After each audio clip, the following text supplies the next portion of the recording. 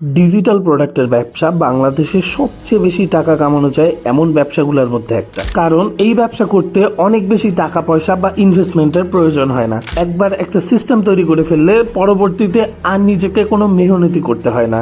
আসেন আপনাদের আমি আমার একটা ডিজিটাল প্রোডাক্ট ব্যবসার অভিজ্ঞতা দেখাই।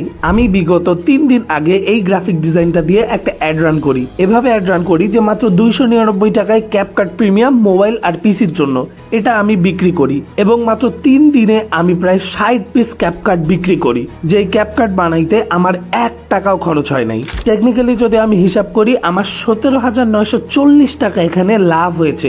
মাত্র 3 দিনে 17,340 টাকা লাভ। এখান থেকে যদি আমি আমার অ্যাড খরচ বাদ দেই 7,000 টাকা, তবুও এখানে প্রায় 10,000 টাকার উপরে লাভ থাকে। কেমন হয় যদি আমি আপনাদের সাথে একটা ব্যবসা শুরু করি এবং সেই ব্যবসা শুরু থেকে শেষ পর্যন্ত যা যা করছি এই বিস্তারিত সবকিছু আপনাদের লাইভে করে দেখাই এবং সেখান থেকে প্রায় 10 থেকে 20,000 টাকা প্রফিট বের করে আনি।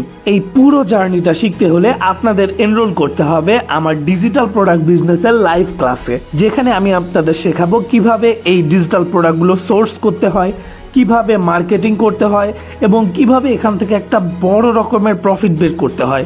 সময় কিন্তু খুবই সীমিত, দ্রুত এনরোল করে ফেলুন। আসসালামু আলাইকুম।